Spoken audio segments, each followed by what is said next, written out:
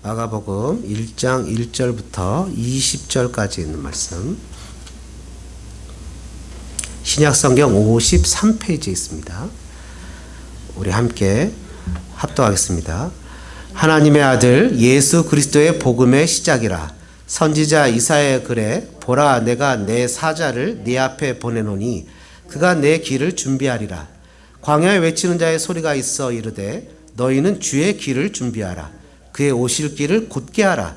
기록된 것과 같이 세례 요한이 광야에 이르러 죄사함을 받게 하는 회개의 세례를 전파하니 온 유대 지방과 예루살렘 사람이 다 나아가 자기 죄를 자복하고 요단강에서 그에게 세례를 받더라. 요한은 낙타털 옷을 입고 허리에 가죽띠를 띠고 메뚜기와 석청을 먹더라. 그가 전파하여 이르되 나보다 능력 많으신 이가 내 뒤에 오시나니 나는 굽혀 그의 신발끈을 풀기도 감당하지 못하겠노라.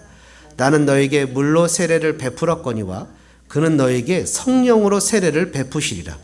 그때 예수께서 갈릴리 나사렛으로부터 와서 요단강에서 요한에게 세례를 받으시고 곧 물에서 올라오실새 하늘이 갈라진가 성령이 비둘기같이 자기에게 내려오심을 보시더니 하늘로부터 소리가 나기를 너는 내 사랑하는 아들이라. 내가 너를 기뻐하노라 하시니라. 성령이 곧 예수를 광야로 몰아내신지라. 광야에서 40일을 계시면서 사탄에게 시험을 받으시며 들짐승과 함께 계시니 천사들이 수종 들더라. 요한이 잡힌 후 예수께서 갈릴리에 오셔서 하나님의 복음을 전파하여 이르시되 내가 찾고 하나님의 나라가 가까이 왔으니 회개하고 복음을 믿으라 하시더라. 갈릴리 해변으로 지나가시다가 시몬과 그 형제 안드레가 바다에 금을 던지는 것을 보시니 그들은 어부라. 예수께서 이르시되 나를 따라오라. 내가 너희로 사람을 낚는 어부가 되게 하리라 하시니 곧 그물을 버려두고 따르니라. 조금 더 가시다가 세베대 아들 야고보와 그 형제 요한을 보시니 그들도 배에 있어 그물을 깁는데 곧 부르시니 그 아버지 세베대를 품꾼들과 함께 배에 버려들고 예수를 따라가니라. 아멘. 한번 따라해 보실까요? 복음의 시작. 한번 더 해보시죠. 복음의 시작. 여러분 잘 아시는 대로 마가복음은 AD 54년에서 68년경, 그러니까 로마의 네로 황제 시대 때 기록됐다고 보여집니다. 로마의 네로 황제는 아시다시피 되게 폭군입니다. 예수님 믿는 사람들을 막 죽이고 핍박했던 그런 시대에 기록됐습니다. 지금 우리가 믿는 거하고는 좀 다릅니다. 지금 우리는 교회를 안 나오면 뭐 신방도 하고 또 이렇게 얘기하지만 그 당시에는 교회를 나오면 목숨을 걸고 나와야 됐던 시대였다는 겁니다. 지금 이 시대의 북한과 같은 곳도 그렇죠. 예수를 믿으면 그냥 믿는 게 아니라 목숨을 걸고 믿는 겁니다. 내가 무슨 베니핏을 얻는다든지 혜택을 얻는 게 아니라 예수를 믿는 게 내 목숨보다 더 귀하다 이렇게 여긴 거죠. 다시 얘기하면 예수님을 믿는 게 내 육신의 목숨을 잃는 것쯤은 상대도 안 된다라고 생각하고 예수를 믿었던 시기였다는 거예요. 지금도 그런 분들은 많습니다. 이슬람 같은 경우에는 아시다시피 딸이나 자녀가 예수를 믿겠다고 하면 그 아버지가 죽이기도 하죠. 실제 딸을 명예살인이라고 표현하나요? 그래 죽이기도 합니다. 지금도 그런 것들이 이루어지고 있는 시대에 살고 있습니다. 그런 것을 생각해 볼 때 오늘 우리의 신앙을 조금 점검해 볼 필요가 있습니다. 과연 나도 예수님을 믿는 것이 초대교회 성도들처럼 목숨보다 더 중요하다고 믿는가? 아니면 뭔가 나에게 도움을 받기 위해서 적당하게 나의 조력자로 믿는 건가? 제가 1절에도 한번 말씀드렸지만 저 아는 형제가 일본 자매님과 결혼을 했어요. 일본에는 수많은 신들이 있는데 그 중에서 특별히 한 신한테 이렇게 헌신한다는 것은 의미가 있다 그래요. 마치 스님이 머리 깎고 일반 사람이 머리 깎고 중이 되는 것처럼 한 신한테 귀하면 그 신에 의해서 살아가는 삶이 돼야 되는데 한국 사람들은 신앙생활과 종교생활이 많이 다른 안타까운 부분이 있지 않습니까? 그 남편이 신앙생활 하는데 집에서는 엉망이니까 맨날 그거 갖고 싸운다는 거예요. 예수를 믿는 사람이 왜 그러냐는 거죠. 예수를 믿으면 예수 믿는 사람답게 살아야 된다고. 지난 주간에 저희 교회에서 한국에서 온 사람들, 물론 3주, 2주 지난 사람들입니다. 모아서 25, 6명이 영어 캠프를 했습니다. 여기서 영어 캠프를 하면서 그 중에 이제 그 갈보리 채플에 어시스턴트 패스터리 와갖고서 아이들을 바이블을 티칭하는데 그분이 되게 일찍 와요. 아침에 한 7시 반에 와서 1시간 동안 저랑 영어로 얘기를 하는데 죽는 줄 알았습니다. 이런저런 얘기를 하는데 그런 얘기를 하는데 뭐라 그러냐면 저는 한국 사람의 어려운 점이 신앙과 삶이 좀 분리된 게 어렵다라는 것을 제가 영어로 얘기를 했습니다. 그랬더니 자기네들도 그렇다는 거예요. 미국 사람들도. 그게 너무 어렵다는 거예요. 신앙이 삶 속에서 신앙으로 살아야 되는데 신앙 따로 삶 따로 산다는 거예요. 그런 것 때문에 어려운데 여러분 우리가 하나님 앞에서 신앙생활을 한다라는 것이 지금 이렇게 신앙생활하는 것이 맞는지 아니면 초대교회 성도들처럼 우리가 무엇인가 목숨을 걸고 해야 되는지를 마가복음의 내용을 통해서 초대교회 성도들 마가복음의 1차 독자들은 목숨을 걸고 신앙생활했던 사람들의 입장에서 본문의 내용을 한번 살펴보면 좋겠다라는 생각이 들어갑니다. 여러분 유대인들은요 예수님을 왜 십자가에 죽였습니까? 여러분 유대인들이 왜 예수님을 십자가에 죽였죠? 그 이유는 예수님이 자신을 누구라고 주장했기 때문입니까? 나는 하나님의 아들이다라고 주장했기 때문입니다. 오늘 1장 1절에 보니까 이렇게 시작합니다. 하나님의 아들 예수 그리스도의 복음의 시작이다. 그래서 오늘 복음의 시작이라는 제목을 잡았는데요. 이 복음이 누구의 복음이냐? 하나님의 아들의 복음이다. 이렇게 얘기를 한다는 거예요. 하나님의 아들이 뭐기 때문에 그러냐? 여러분 유대인들이 예수님을 죽일 때 하나님의 아들이기 때문에 죽였는데요. 베드로의 설교, 사도행전에 나오는 베드로의 설교를 보면 베드로가 뭐라고 표현하냐면 너희가 죽인 그 예수를 하나님이 살렸다. 다시 얘기하면 너희는 예수를 하나님의 아들이 아니라고 해서 죽였는데 하나님은 자기 아들이 맞다고 살렸다. 그러니까 누가 옳은가 판별해봐라 라는 것이 베드로의 사도행전에 나오는 베드로의 설교의 내용입니다. 그렇다면 오늘 우리도 우리의 삶의 태도와 목적을 다시 점검해 볼 필요가 있습니다. 여러분에게는 예수님이 하나님의 아들로 우리의 목숨을 걸만합니까? 우리의 주님이시고 나의 주권과 나의 모든 것을 다 맡길 만한 분이라고 생각이 되어집니까? 아니면 그냥 나를 돕는 분으로 여깁니까? 오늘 여러분들이 결단하는 시간이 되면 좋겠는데요.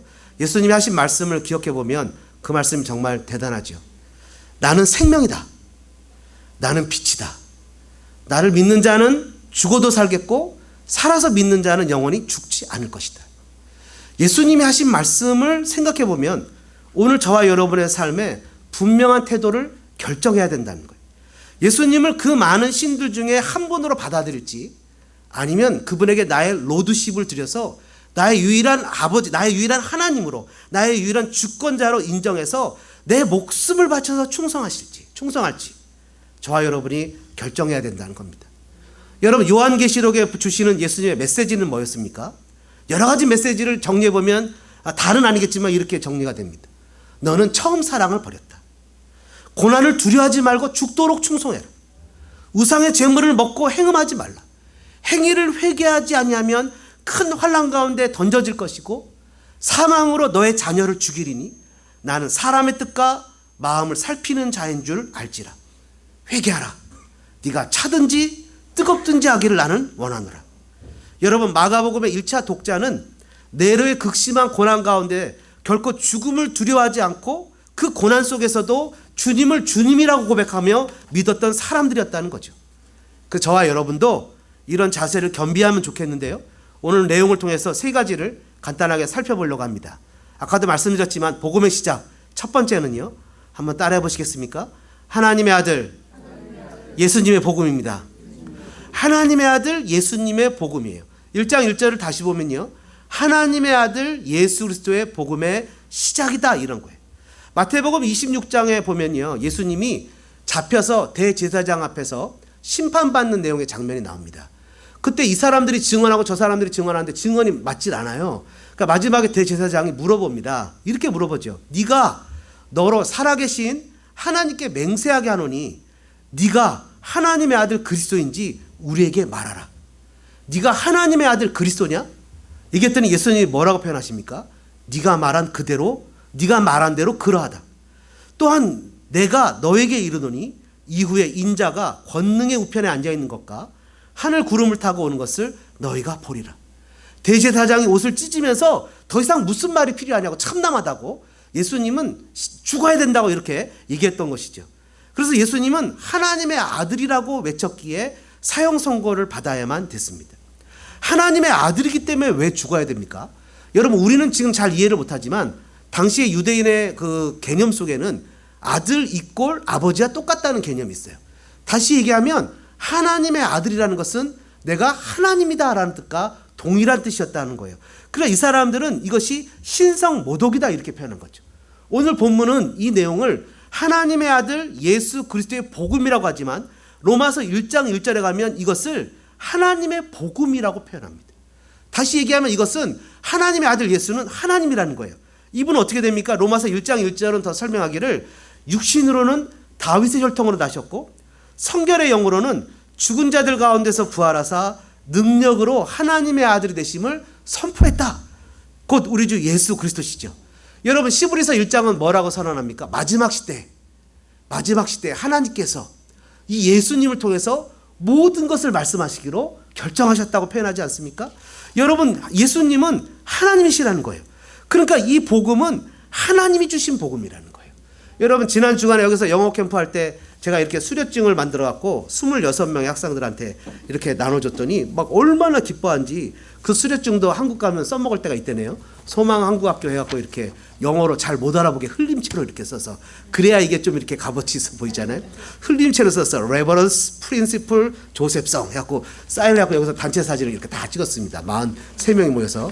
너무 좋아하는 거예요. 근데 연락이 왔어요. 너무 죄송한데 명단에 없던 애가 있는데 꼭 만들어 주시면 좋겠다고. 와, 그래서 돈 받고 만들어줄 걸 그랬어요. 그래서 또 이렇게 만들어줬어요. 한국 가면 그 영어 캠프 수료했다는 게 또 뭐 써먹을 때가 있대네요. 그 대한학교에서 온, 한국에 있는 학교에서 온 학생들입니다. 그 줬는데 하물며 그런 것조차도 이것이 귀하게 여기고 가치 있게 여겨서 선생님이 다 걷어서 구겨질까봐 자기가 걷어가지고 폴더에 모아서 갖고 갔어요. 근데 우리가 받은 이 복음은 누구로부터 온 것이라고요? 하나님께로부터 온 것이라고요. 이게 얼마나 네임밸류가 있고 가치 있는 겁니까? 너무 귀한 거죠. 그렇다면 여러분, 복음의 시작, 이 복음은 무엇으로 보증됩니까? 2절부터 3절까지의 내용을 다시 한번 보시죠. 선지자 이사야의 글에 보라. 선지자 이사야는 이 당시에만 해도 700년 전 사람이에요. 이 사람이 뭐라고 표현하냐면, 내가 내 사자를 내 앞에 보내노니 그가 내 길을 준비하리라. 광야에 외치는 자의 소리가 있어 이르되 너희는 주의 길을 준비하라. 그의 오실 길을 곧게 하라. 기록된 것과 같이. 이 복음은 무엇이 보증한다고요? 구약 성경이 보증한다고요. 이 복음은 그냥 하늘에서 갑자기 뚝 떨어진 게 아니라고요. 어느 날 같이 줘야지 라고 그냥 뚝 준 게 아니라 이미 700년 전, 아니 창세전에 하나님이 계획하셔서 구약 성경에 다 기록하셨던 기가 막힌 복음이라고. 이 복음이 그러니까 얼마나 가치 있고 아름다운 거냐는 거죠. 이것이 하늘아침에 뚝 떨어진 게 아니라 하나님이 우리에게 주시기로 작정하시고 예비하셨던 복음이라는 거죠. 4절과 5절에 보실까요? 세례 요한이 광야에 이르러 죄사함을 받게 하는 회개의 세례를 전파하니 온 유대 지방과 예루살렘 사람이 다 나와가 자기 죄를 자복하고 요단강에서 그에게 세례를 받더라. 그러면서 뭐라고 표현해요? 내 뒤에 오시는 이가 있는데 나보다 능력 많으시고 나는 물로 세례를 주는데 그분은 너에게 뭘로 준대요? 성령으로 세례를 주시는 분이래요. 하하, 이것은 구약 성경에 기록된 것뿐만 아니라 구약 성경에 기록됐던 세례 요한조차도 증언했던, 세례 요한조차도 보증했던 그런 복음이라는 거예요. 그러니까 이 복음이 얼마나 기가 막히고 아름다운 복음입니까? 요즘에 한국에 코로나 바이러스 때문에 확진자 이렇게 증명되잖아요. 확진. 뭔가 이렇게 이 사람이 진짜 양성인지 아닌지를 확진하잖아요. 그러니까 이 복음에 대해서 누가 확증해요? 구약 성경이 확증해요. 또 누가 확증해요? 그 당시에 유명했던 세례 요한이 확증해요. 또 여러분 또 보십시오. 그뿐만 아니라 9절부터 보니까 이렇게 써 있어요. 그때 예수께서 갈릴리 나사렛으로부터 와서 요단강에서 요한에게 세례를 받으시고 곧 물에서 올라오실새 하늘이 갈라진가 성령이 비둘기같이 자기에게 내려오심을 보시더니 하늘로부터 소리가 나기를 너는 내 사랑하는 아들이라 내가 너를 기뻐하노라 하시니. 여러분, 이 복음을 또 누가 확증합니까? 하늘이 확증해요. 하늘이 갈라졌다 이렇게 설명을 합니다. 그리고 성령이 내려오셨대요.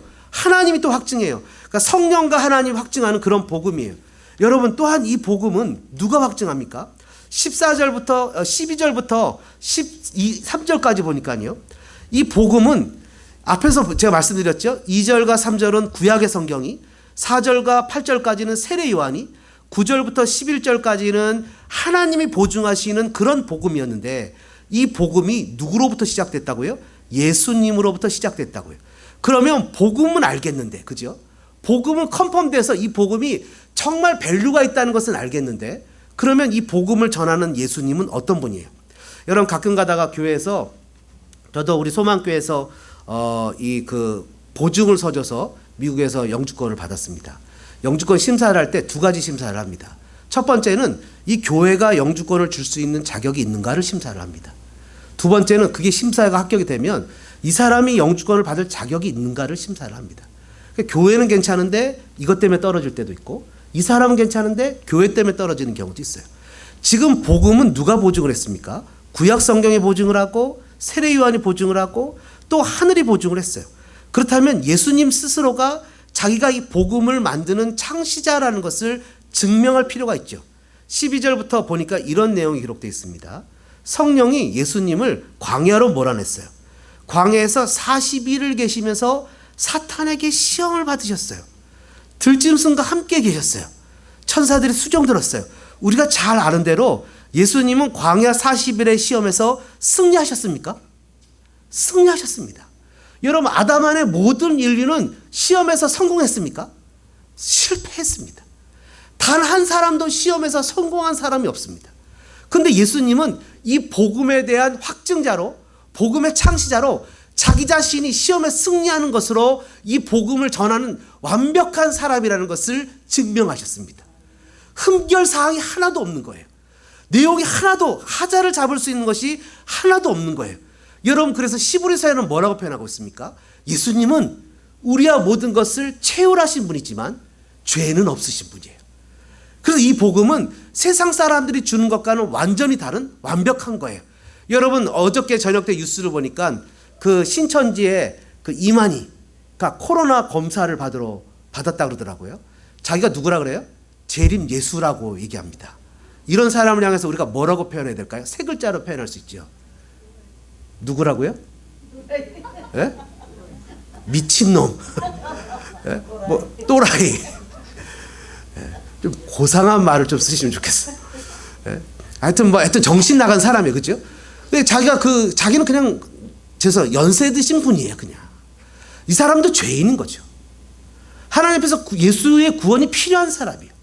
자기가 그것을 미혹해서 많은 사람들로부터, 얼마나 많은 사람들을 미혹해서 14만 4천만이 구원을 얻는다고 했는데, 조사해보니까 지금 몇 명이 넘었어요? 이미 30만이 넘었다 그러죠. 실제로 밝혀지지 않았지만 대한민국에 신천지의 영향력을 받는 사람들이 200만 명이라고 하잖아요. 그 영향력 있는 사람이. 지금도 숨기잖아요, 그죠? 지금도 그 명단을 다 공개하지 않잖아요. 명단을 다 공개하지 않는 이유가 뭐죠? 지금도 어딘가에 숨어서 뭐 깜짝 놀랄 사람들이 등장하는지 몰라요. 정치계나 기독교계나 여기저기서 깜짝 놀랄 만한 사람들이 막 다 드러날 수 있어요. 그러니까 명단 공개를 못 하는 거예요. 그러니까 뭐 다 거짓말하고 얼마나 숙이고 다 그런데, 근데 교회는 어떻게 합니까? 교회는 세상에서 그렇게 힘들고 어렵다면 우리는 예배를 포기하겠다고. 뭐 칼이 들어와도 예배는 드려야 되지만 예배가 칼이 된다면 우리는 포기하겠다고. 어떤 교회에서 예배를 포기하지 못하겠다니까 뭐라 그래요? 헌금 때문에 그러지 이랬거든요, 사람들이. 그러니까 우리는 그럼 헌금 안 걷겠다고. 우리는 하나님 앞에 예배하는 게 전부인데 그것 때문에 힘들다면, 그럼 어떤 분이 사진을 이렇게 올렸어요. 정말 그래도 나는 예배해야 되겠다라는 분들 했더니 여기 한 명 저기 한 명에서 2m씩 뛰어가갖고 예배하게 이렇게 다 소독하고 마스크 쓰고 장갑 끼고 이러고 앉아서 예배 드리는 영상을 올렸더라고요. 그런 모습을 올렸어요.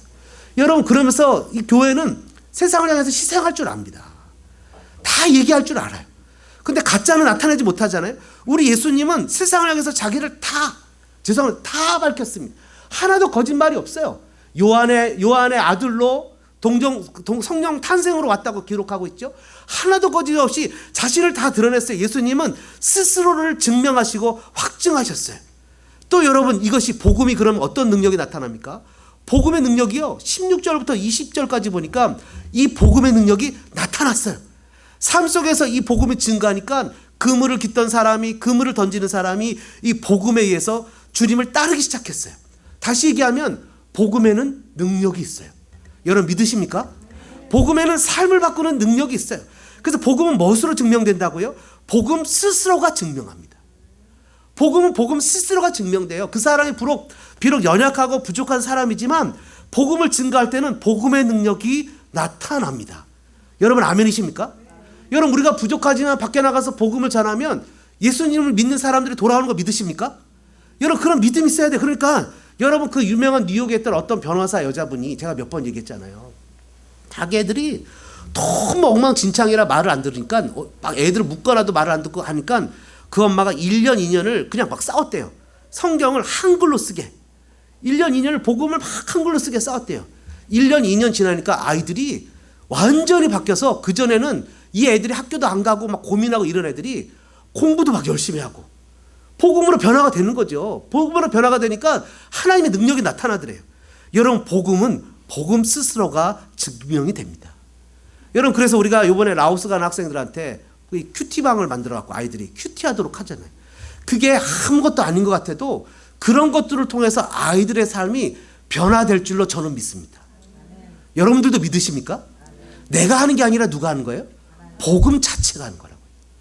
복음 자체. 성경은 얘기하잖아요. 하나님의 말씀은 살았고 운동력이 있어.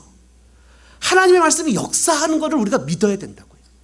여러분 주일날 강단에 올라올 때마다 저는 하나님 앞에 믿음을 선포합니다. 하나님, 저는 부족하고 연약하지만 제가 전하는 말씀으로 성도들이 다시 살아날 줄로 믿습니다. 하나님의 능력이 나타날 줄로 믿습니다. 요한복음의 수전절에 예수님이 서서 누구든지 목마르거든 내게로 와서 마시라 하신 것처럼 말씀이 선포되어질 때 성령의 역사가 나타나는 것을 주님 저는 믿습니다. 복음은 복음 스스로가 증명합니다. 마지막으로요. 예수님의 복음 한번 따라해 보실까요? 복음은 완전한 이야기입니다. 여러분 16절부터 20절까지의 말씀을 한 번 더 같이 읽어보죠. 16절부터 20절입니다. 갈릴리 해변으로 지나가시다가 시몬과 그 형제 안드레가 바다에 금을 던지는 것을 보시니 그들은 어부라. 예수께서 이르시되 나를 따라오라. 내가 너희로 사람을 낚는 어부가 되게 하리라 하시니 곧 그물을 버려두고 따르니라. 조금 더 가시다가 세베대 아들 야고보와 그 형제 요한을 보시니 그들도 배에 있어 그물을 깁는데 곧 부르시니 그 아버지 세베대를 품꾼들과 함께 배에 버려두고 예수를 따라가니라. 아멘. 여러분 지금 예수님이 복음을 전하시는 것은 교회입니까? 아니면 이들의 삶의 현장입니까? 삶의 현장이에요. 물고기를 잡고 그물을 깃는데 예수님이 찾아가셔서 그들의 삶의 현장 가운데 그들을 부르셨어요.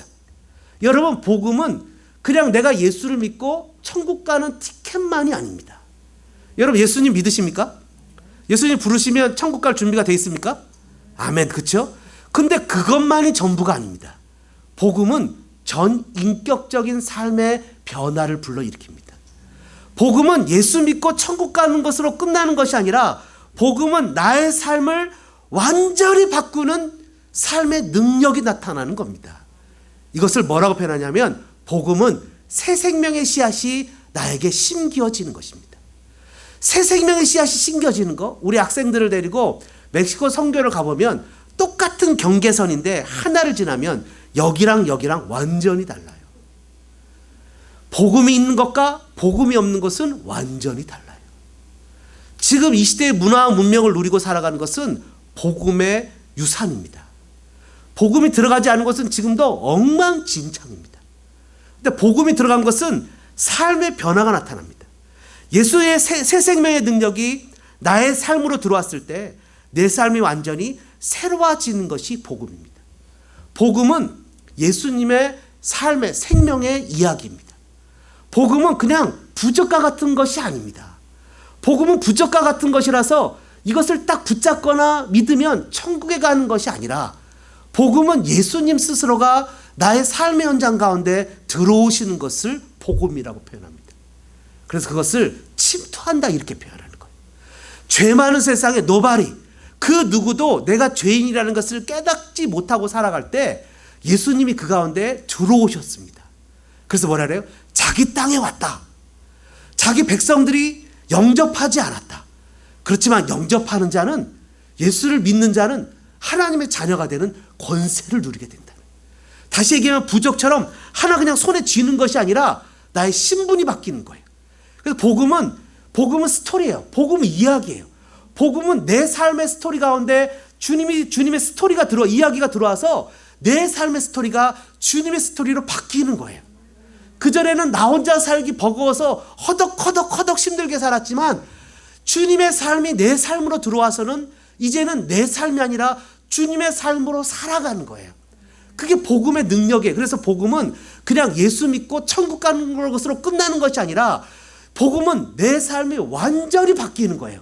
새 생명의 씨앗이 내 속에 들어와서 내 삶의 새 창조의 역사가 일어나는 것이 바로 복음입니다. 그래서 복음은 첫 번째 나타나는 변화가 있어요. 그건요, 존재가 바뀝니다. 존재가 바뀌어요. 제가 잘 아는 목사님이 제가 말렸어요. 목사님, 필리핀에 세미나 간다길래 목사님 세미나 가지 마세요. 지금 세미나 갈 때가 아닙니다. 지금 있는 사람도 조심해야 되는데 잘못했다가 사람들 원하고 큰일 납니다. 에이, 믿음으로 갑니다. 사람들이 원하면 어디든 갑니다. 딱 했는데 세미나가 어떻게 됐을까요? 캔슬됐죠, 당연히. 그래갖고 한국에 있어요. 오도 가도 못한 한국에 있어요. 한국에 있는데 만약에 그럴 리는 없겠지만 혹시 그분이 만약에 코로나 바이러스를 걸려서 미국에 들어온다 그러면 받아주겠습니까? 만약 그분이 영주권자면 안 받아줄 거예요. 지금이야 괜찮지만 나중에 좀 더 사태가 심각해지면. 근데 누구면 받아줄까요? 시민권자면 받아줍니다. 여러분, 신분의 변화는 이런 겁니다. 그전에는 내가 하나님 나라의 백성이 아니었어요. 그래서 내가 하나님 나라의 백성이 아니었을 때는 아무리 선한 일을 하고 아무리 좋은 일을 해도 하나님 나라하고는 상관이 없는 거예요. 근데 내가 하나님 나라의 백성이 되니까 때로는 실수하고 죄를 져도 하나님 그냥 백성이기 때문에 인정하고 데려와요. 코로나 바이러스가 걸려도 비행기를 보내서 데려와요. 여러분, 오늘 뭐라고 써 있습니까? 15절에 보니까 하나님의 나라가 가까웠으니 회개하고 복음을 믿어라. 복음은 그냥 예수를 믿고 천국 가는 티켓을 누리는 것이 아니라 하나님 나라의 백성으로 살아가는 삶의 존재의 변화가 시작된 것이에요. 그래서 그전에는 나만을 위해서 먹고 살던 사람이 이제는 복음으로 새 삶을 살기 시작합니다. 여러분, 16절 17절에 보니까 뭐라고 써 있어요? 어부 시몬과 베드로가 안드레가 바다에 금을 던지는 것이 있는데 예수님이 뭐라고 표현해요? 내가 너희를 사람을 낚는 어부가 되게 하겠다는 거예요. 그전에는 열심히 일을 해서 나를 위해서 먹고 사는데 바빴어요. 그전에는 물질을 파이낸싱을 그전에는 내 재물을 내 돈을 나를 위해서 살고 시간을 나를 위해서만 살았어요. 근데 복음이 딱 들어가니까 삶의 목적이 바뀌기 시작했어요. 이제는 아이를 키울 때는 그전에는 출세하도록 아이를 키웠어요. 어떻게든지 네가 출세하고 성공해서 이 엄마가 고생하는 거 나중에 다 보상해야 된다 라고 막 열심히 키웠는데 어떻게 해요? 나중에 장가 가서 며느리의 남편이 돼요. 이게 다 뺏기는 거예요. 그걸 해야 된다 하는데 이제는 목적이 바뀌는 거예요. 네가 어떻게든 하나님의 사람으로 자라야 된다. 어떻게든 하나님의 자녀로 커서 세상 사람들한테 그리스도의 복음의 영향력을 가진 사람이 돼야 된다. 존재가 바뀌기 시작해요. 그전에는 물고기 잡아서 나 먹기 살기 바빴는데 이제는 하나님 앞에서 아낌없이 베푸는 사람의 존재의 모습으로 바뀌기 시작해요. 여러분, 그것이 어디서 나타납니까? 누가복음에 보면요, 누가복음 19장에 보면 삭개오라는 사람이 나옵니다.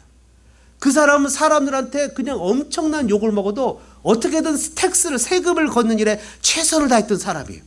그 사람이 예수를 만나니까 어떤 변화가 나타났습니까? 물질보다 예수님과의 관계가 깊어진 거예요. 그 사람이 물질보다 예수님과의 관계가 깊어지니까 물질이 중요한 게 아니라 예수님이 중요하다는 것을 깨달았어요. 저는요, 여러분들이 물질보다 예수님을 더 깊이 만나기를 주님의 이름으로 축복합니다. 물질과의 만남보다 예수님과의 만남이 훨씬 더 깊어지기를 주님의 이름으로 축복합니다. 그래서 삶에서 더 깊은 주님과의 교제 속에서 물질을 바르게 사용하게 될 때 하나님의 물질에 대한 축복도 허락하시는 거예요.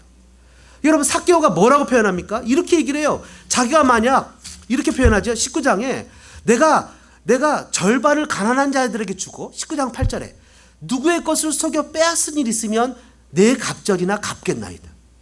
주님이 뭐라고 표현하십니까? 인자가 온 것은 잃어버린 자를 찾아 구원하려 함이라. 이 사람도 아브라함의 자손이다. 여러분, 저와 여러분의 삶에 살아가는 삶의 모습이 완전히 바뀌는 모습이 되어지기를 주님의 이름으로 축복합니다. 여러분, 복음의 능력은요, 사람의 존재됨을 바꾼다 그랬죠? 두 번째는 어떻게 되는지 한번 보십시오. 16절과 20절에 보니까 안드레와 시몬과 뭐를 버려요? 그물을 버려요. 또 19절과 20절에 보니까 요한과 야고보는 그 아버지와 품꾼들을 배에 버려요.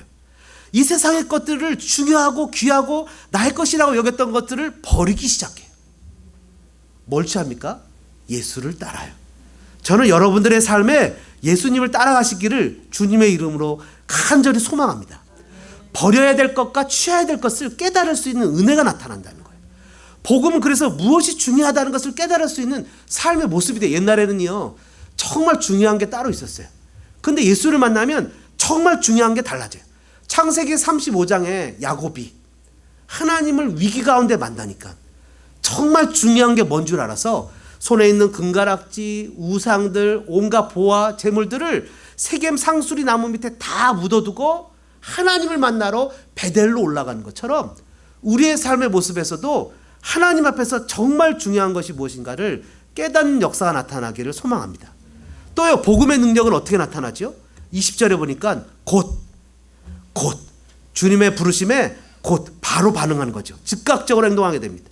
여러분, 복음은요, 우리의 삶의 가장 깊은 곳으로 들어와서 우리의 삶에 예수님의 스토리가 심겨지게 합니다. 그래서 내가 내 마음과 내 뜻대로 살던 사람이 이제는 주님의 마음과 주님의 뜻대로 살아가는 모습이 됩니다. 여러분, 저와 여러분에게 이런 축복이 있기를 주님의 이름으로 간절히 소망합니다. 이 시간에 같이 한번 기도하는 시간을 갖기를 원합니다. 주님 앞에서 나의 삶의 방식을 돌아서 하나님 나라의 백성으로 살아가기를 원하는 마음으로 우리 자신을 돌아보며 과연 나는 예수님을 어떤 존재로 여기며 살아가고 있는지, 예수님을 정말 나의 구주로, 구세주로 모시고 내 삶의 모든 것이 새 창조의 역사가 나타나도록 주님과 보폭을 맞추며 주님을 따라가고 있는지, 아니면 나한테 주님을 맞추도록 주님 앞에 강요하고 있는지, 나의 물질을 어떻게 쓰고 있는지, 나의 시간을 어떻게 쓰고 있는지, 나의 자녀들은 내가 어떤 방향으로 키우고 있는지, 정말 하나님을 생각하면서 이 아이들에게 이 세상에서 정말 중요한 가치가 무엇인지를 가르쳐주고 있는지, 아니면 자기의 마음에 원하는 대로 쫓아가도록 살게 하고 있는지, 하나님 앞에 자기를 복종하고 철저하게 순종하면서 내가 살고 있는지, 아니면 여전히 내가 살아서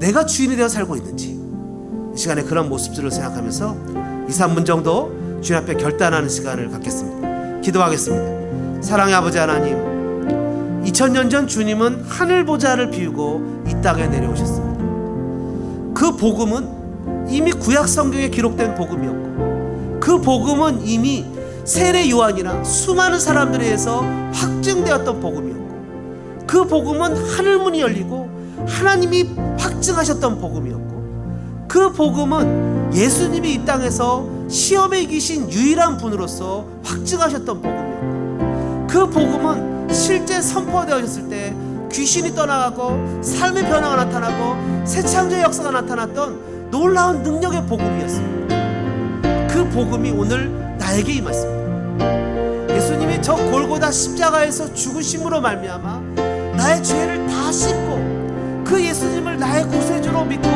주님으로 영접하고 나의 생명이시라는 것을 고백하며 내 죄를 주님 앞에 회개하고 주님을 붙잡을 때 내 삶에 새 생명의 씨앗이 뿌려지고 새 창조의 역사가 나타나 묵혔던 거, 다쳤던 거, 하나님 또 여러 가지로 세상 속에서 얽매였던 거, 가시덤불과 엉겅퀴와 수고의 땀을 흘렸던 모든 것들이 저주가 다 떠나가고 그리스도 예수 안에서 새 창조의 역사가 나타나 하나님 삶의 변화가 하나하나 나타나는 역사가 나타나는 것을 알고 있습니다. 하나님, 복음은 새로운 삶을 요구합니다. 복음을 회개하고 복음을 믿을 때 하나님 나라의 백성답게 살아가는 것을 요구합니다. 자신의 삶의 방식에서 돌아서서 하나님 나라의 백성으로 살아가는 것을 요구합니다. 복음은 하나님 나라의 백성으로서 이 땅을 생각이 바뀌어서 하나님을 제일 먼저 생각하고 자신의 생업의 수단을 버리고 정말 그것을 바뀌어서 하나님 기뻐하시는 삶을 살아가도록 복음 우리에게 요구하고 있는데, 하나님, 우리는 아직도 우리의 것을 주장하며 살고 있는 것은 아닌지 주님 앞에 우리 자신을 되돌아보며 하나님 회개합니다. 하나님 믿음 가운데 신실하게 주님 주시는 걸음을 한 걸음 한 걸음 걸어가는 신앙의 사람이 되어지길 원합니다. 하나님, 오늘 주어진 삶의 현실에 예수님을 다시 한번 나의 구세주로 영접하기를 원합니다. 나의 주제권을 주님 앞에 올려드립니다. 주님이 나의 주님이십니다. 나의 시간의 주인이고 나의 물질의 주인이고 나의 삶의 주인이십니다.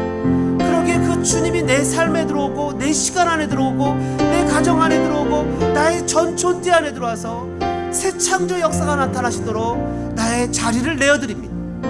하나님, 이 시간에 묶였던 거, 다쳤던 거, 하나님 얽매였던 모든 것들이 그리스도 예수 안에서 풀어지고 무너지고 해결되어지는 역사가 나타나게 도와주시고 은혜를 베풀어 주옵소서.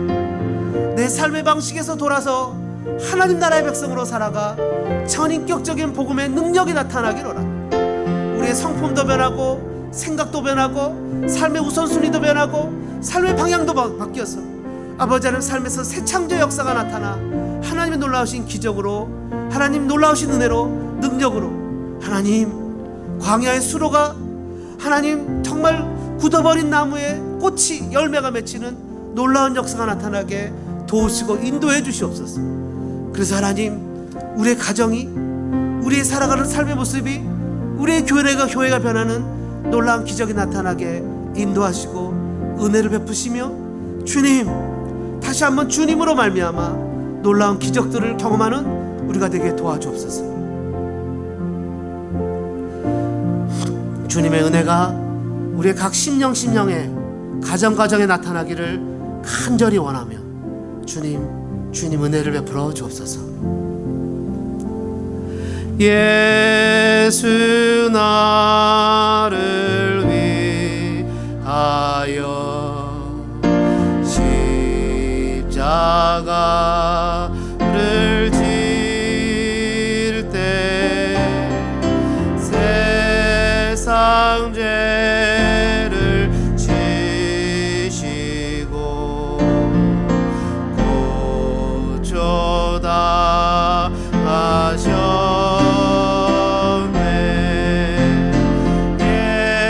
예수님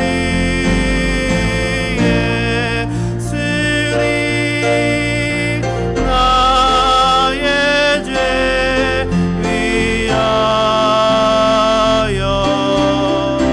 몸에 피를 흘리니 죄인 받으소서.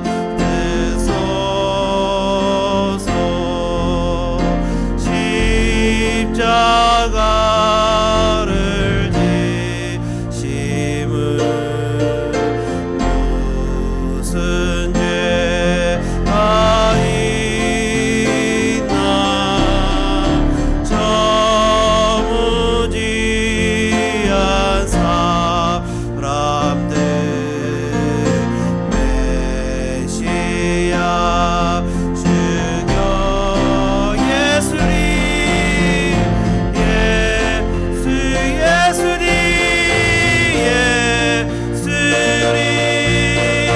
나의 죄 위하여 몸에 피를 흘리니 죄인 받으소서.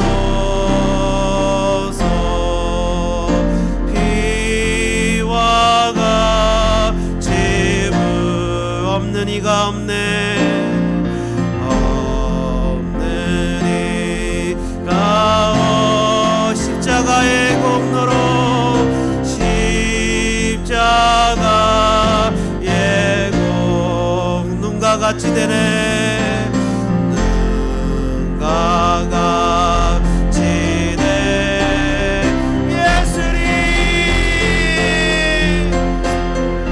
예수님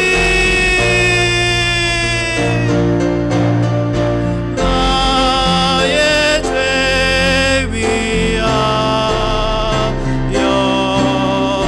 몸에 피를 흘리니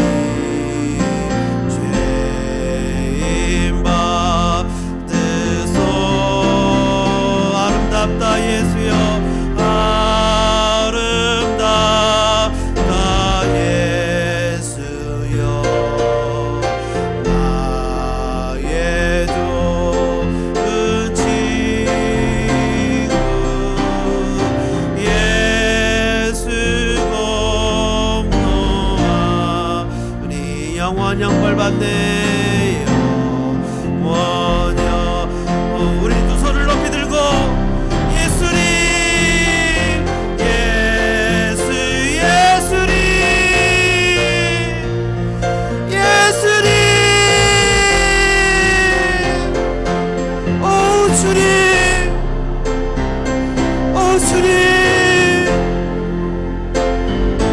오 주님, 오 주님,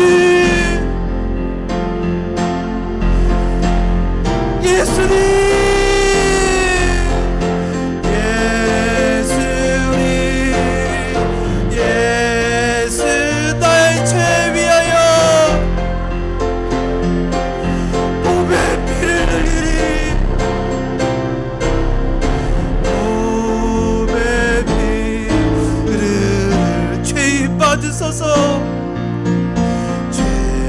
다시 한번 우리 주님 앞에 고백하며 나갑니다.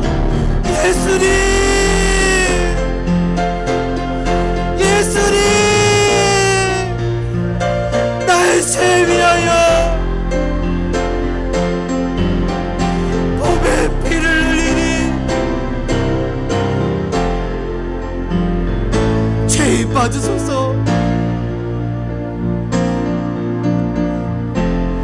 주여 외치고, 주님 나는 죄인입니다, 나를 받아주옵소서 기도합니다. 주여, 주여, 주여. 오 하나님, 이 시간에 예수님 그 놀라운 십자가 보혈의 공로로 하나님 우리의 죄를 다 씻으신 것을 하나님 우리가 믿고 주님 앞에 나아갑니다. 하나님 우리는 죄인입니다. 하나님 우리는 죄인입니다. 우리는 얼마나 지독하게 자기중심적인지, 하나님 나는 얼마나 자기중심적인지 모릅니다. 하나님 내 죄를 주님 앞에 고백합니다. 철저하게 하나님 아버지 나의 죄를 주님 앞에 고백하며, 주님 이 시간에 주님 앞에 내 죄를 고백하며 주님 믿음으로 나갑니다. 하나님 나를 용서해 주시옵소서. 주님 나를 불쌍히 여겨 주시옵소서. 내 죄를 주님 앞에 고백합니다. 하나님 나를 위해서 빌리 흘리신 그 놀라운 보혈의 피, 그 놀라운 보혈의 공로로 아버지의 죄를 받으시고 죄를 음양해 주시옵소서. 오 주님, 오 주님, 오 주님, 오 주님, 오 주님, 하나님, 하나님 아버지 주님, 나의 죄를, 나의 죄를 주님 앞에 하나님 생각으로, 마음으로, 삶으로, 입으로 영원한 지옥 형벌을 받을, 영원한 지옥 형벌을 받을 자녀, 지옥으로 향하고 있는 나를 향해서 주님 친히 오셨습니다. 저 십자가에서 나를 구원하셨습니다. 오 주님, 오 주님, 나는 죄인입니다. 오 주님, 나는 죄인입니다. 하나님 나는 죄인입니다. 주님, 주님, 주님, 주님,